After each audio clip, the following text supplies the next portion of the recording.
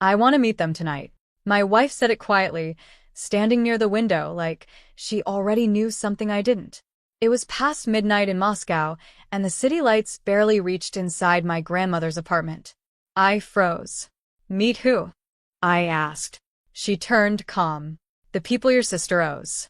That was the first moment something felt wrong. My name is Elena Voss. I'm 32, and I've spent most of my life cleaning up my sister's messes without ever asking why she kept making them. Until now. We had arrived that evening, exhausted from the flight, carrying only what we needed. This apartment was supposed to be safe. My grandmother's place. The one thing our family never touched. But my phone had been buzzing since we landed. Missed calls. Messages. One after another. I finally opened one. Sell the apartment. Or we start collecting differently. No name. No signature. Just a photo attached. My sister, sitting across from two men I didn't recognize. Smiling like she wasn't the one in danger. I looked at my wife again. You knew? I asked. She didn't answer. Instead, she walked to the door, picked up her coat, and said, "They're already here." I didn't move right away. My wife opened the door before I could ask anything else. The hallway light spilled in, and two men stood there exactly like in the photo, quiet, controlled, watching everything. Good, one of them said, stepping inside without waiting. You're awake. I felt something tighten in my chest. Not fear. Recognition. This wasn't random. Where is she? I asked. The second man smiled slightly. Close. My wife closed the door behind them like this had been arranged already. That was when it hit me. She hadn't guessed anything. She had known. Explain, I said, keeping my voice steady. She finally looked at me. No panic. No confusion. Just decision. Your sister borrowed money, she said. A lot. She used this apartment as collateral. That's not possible, I replied instantly. It's not in her name. One of the men chuckled under his breath. Ownership is flexible when desperation is involved. I stepped closer. She can't sell what isn't hers. My wife tilted her head slightly. She didn't sell it. A pause. Then she added softer. She promised access. The words landed heavier than any threat. Access to what? I asked. No one answered. But one of the men reached into his coat and pulled out my grandmother's original deed. I didn't touch the deed. I didn't need to. The crease along the edge, the faded stamp, the handwritten signature. I knew every detail. I'd memorized it years ago when my grandmother first trusted me with it. This never left my possession, I said quietly. The man holding it studied my face, like he was measuring something. You're sure? I turned to my wife. She didn't look away. She didn't steal it, my wife said. She didn't have to. A slow, cold realization began to settle in. Then how? I asked. My wife stepped closer, lowering her voice. Because you gave her something better. I searched her expression. I never. You signed the temporary authorization last year, she cut in. When your sister said she needed access to handle paperwork after your grandmother passed. I felt my breath catch. It had been routine, limited, controlled. I revoked that months ago, I said. The second man shook his head. Revocations don't matter if the damage is already done. My pulse slowed. Not panic. Clarity. Where is she? I asked again. This time, they answered. Waiting, the first man said. She insisted you'd come yourself. My wife's voice came softer now. She said you always fix things.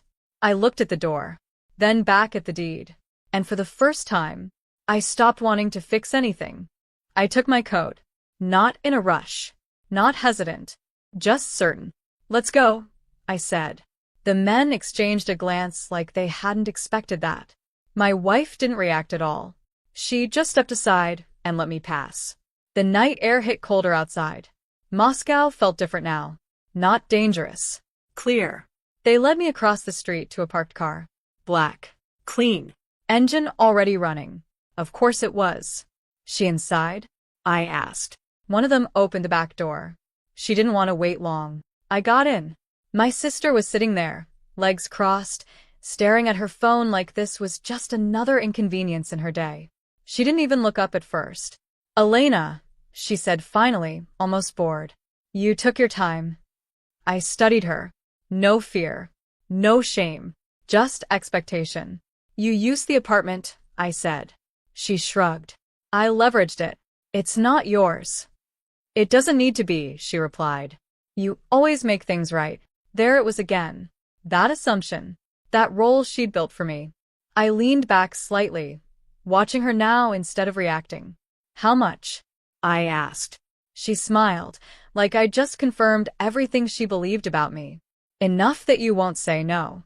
Silence settled between us. Then I said, calmly, "You're right." Her smile widened.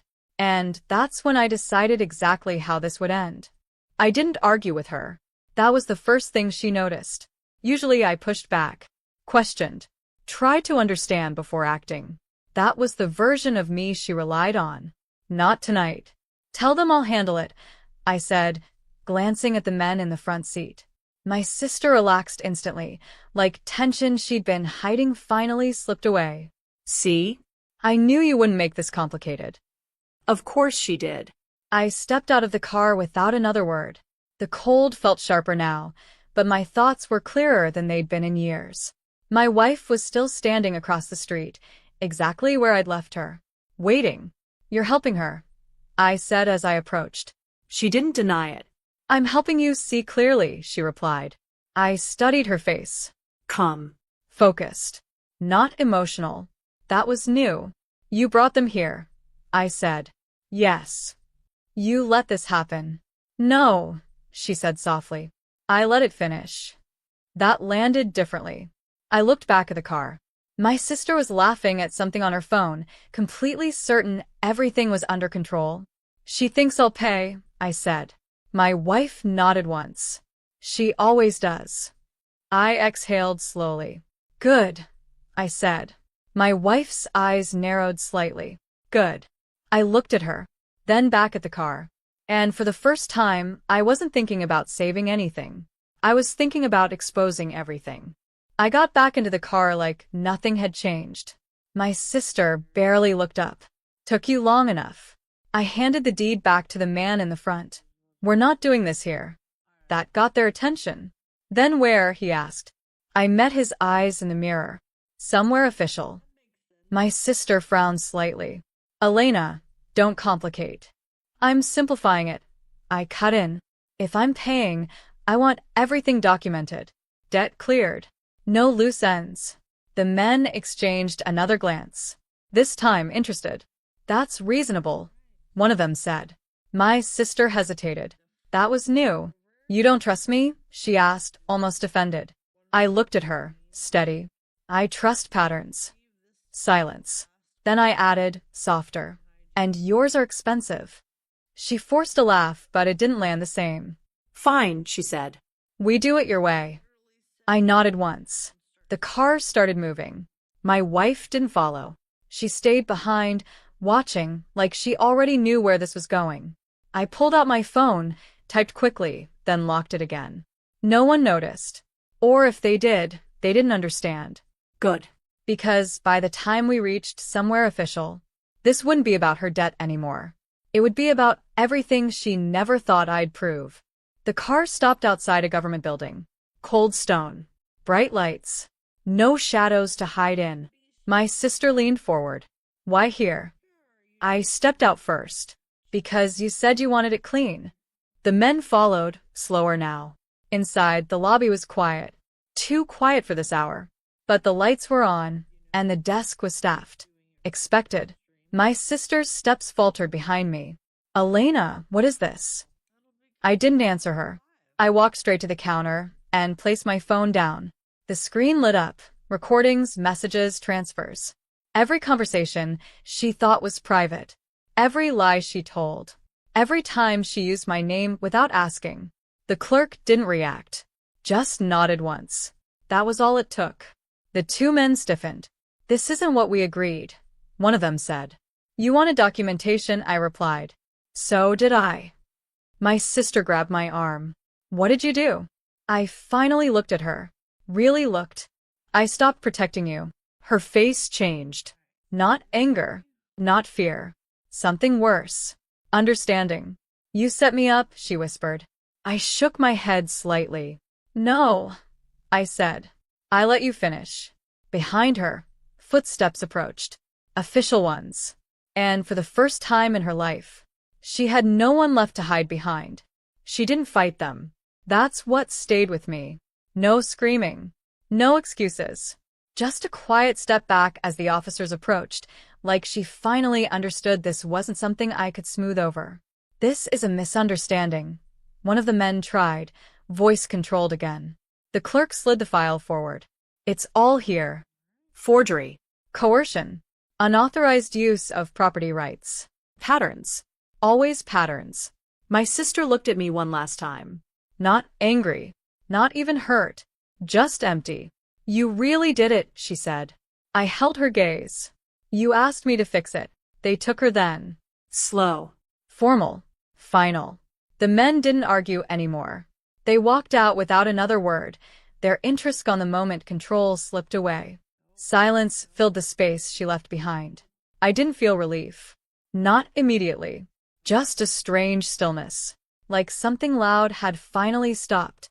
My wife stepped closer beside me. You didn't save her. I exhaled slowly. No, I said. I ended it. Outside, the city lights hadn't changed. But I had. For the first time, I wasn't carrying her choices with me. And that felt heavier. And lighter. All at once.